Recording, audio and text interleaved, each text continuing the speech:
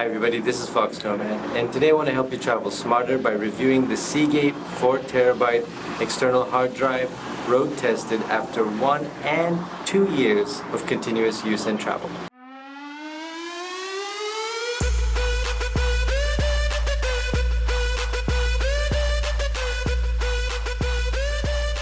For those of you who don't know, the Road Tested series is a series where I take a product, tech, or a backpack or something, and I take them with me on an extended trip to see how durable they are over 1, 2, even up to 8, 9 years of road testing. And when it comes to hard drives, there are a lot of features that are important, but one that you can't really test before you buy it is the durability. And a lot of online reviews can be misleading because they have a lot of great reviews you might see, and then one really horrible review which just is difficult to get out of your mind. So this video is to show you how well these two hard drives held up over 1 and 2 years of use, and whether or not you should pick these up if you travel very frequently or if you just want a very durable hard drive.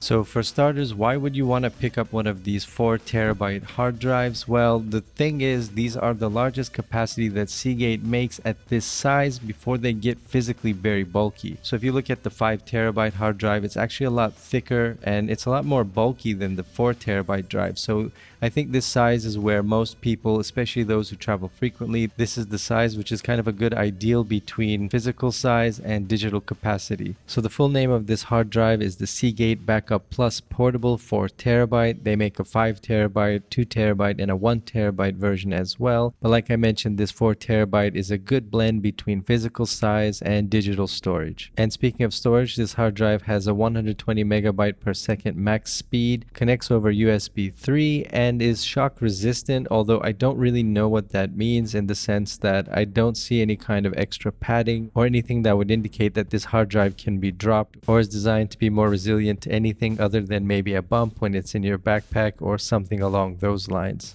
The 4TB drive weighs 8.6 ounces, is about 4.5, 3.1 to 0.8 inches wide. And another thing I like about these Seagate drives is they come in a whole bunch of different colors. They come in black, silver, blue, and red.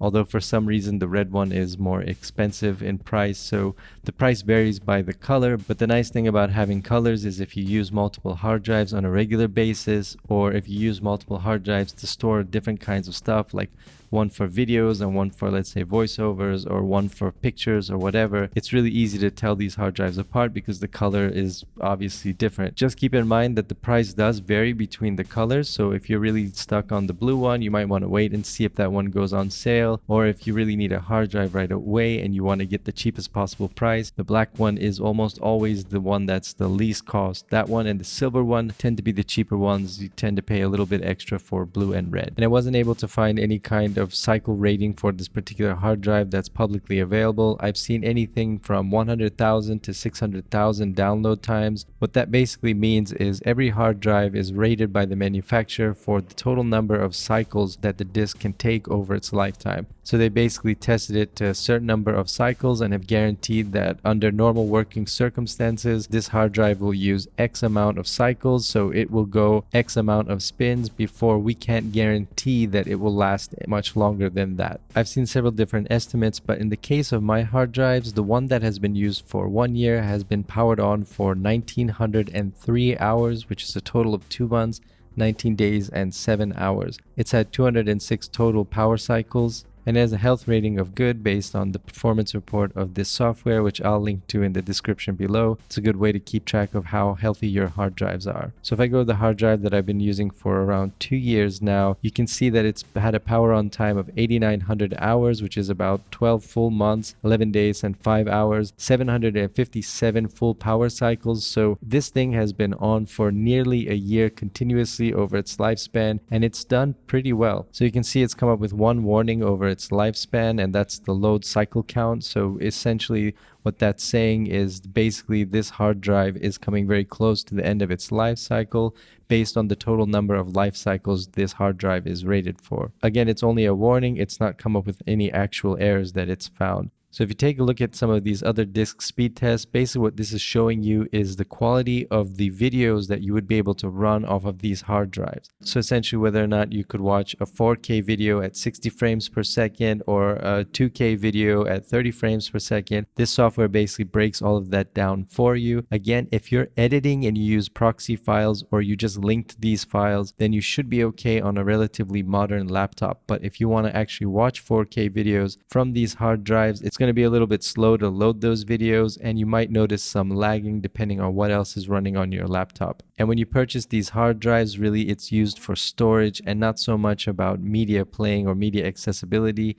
If you really need a speedy hard drive, then you're going to want to get an SSD, something like the Samsung, although at the same price, they're usually a much smaller capacity, at least a terabyte or half of that. But if you really need speed, then an SSD is the way to go. However, if you just need raw storage and you can handle a little bit of speed lagging, or if you just need to link to files, or if you have enough room on your hard drive where you can pull in those large files, let's say if you want to watch a movie or you want to do some video editing straight from your laptop and just use the hard drives as backup storage, then these are excellent for that. And there's also some other things to note, that the price, these are about $100. They often go on sale for less than that. So the price of these spinning disk hard drives compared to a solid state hard drive at the same capacity is a lot less. So if you go through a lot of hard drives very frequently, so if you do a lot of video editing or use a couple of these a year, then this is going to be a lot more cost effective. But there are some trade-offs using that spinning disk. Spinning disks are a lot more vulnerable to damage being dropped. They're a lot more sensitive to physical knocks as opposed to a solid state drive, which doesn't actually have a spinning disk in it. Both of these hard drives come with a 90-day manufacturer's guarantee for any kind of defects, but that's pretty much negated as soon as you open the box. So as soon as you start using these hard drives, unless there's a problem right out of the box, you're not going to be covered by any kind of warranty. So don't count on the warranty for helping you out on anything other than right out of the box manufacturer defects. But the good news on the other side is these drives are extremely durable. So how well do these two hard drives hold up over 1 and 2 years of continuous use? And I don't know how many countries these have been to me with, but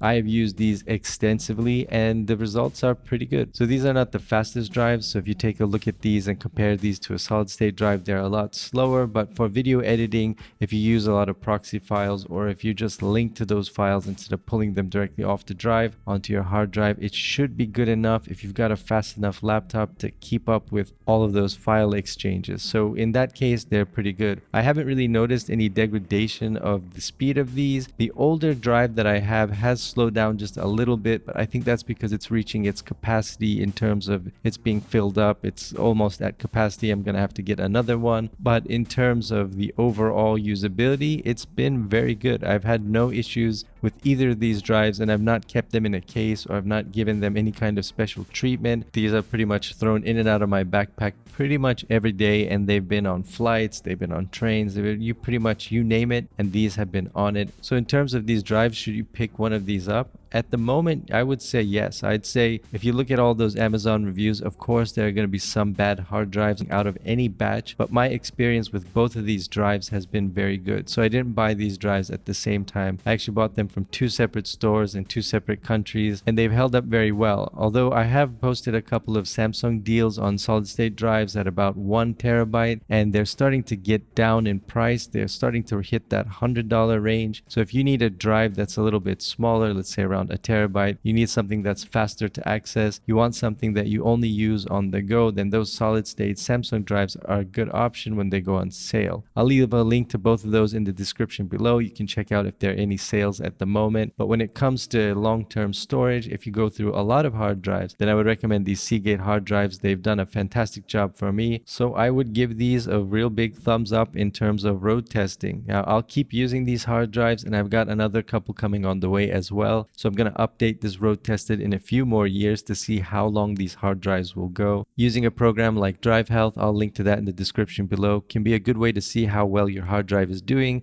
and it can also give you a heads up when that hard drive is going to start failing and you might want to switch over to a new one. Thanks for watching this video. Let me know if you have any questions in the comments below, and while you're down there, hit the like and subscribe buttons, check out the merch, and I will see you in the next video.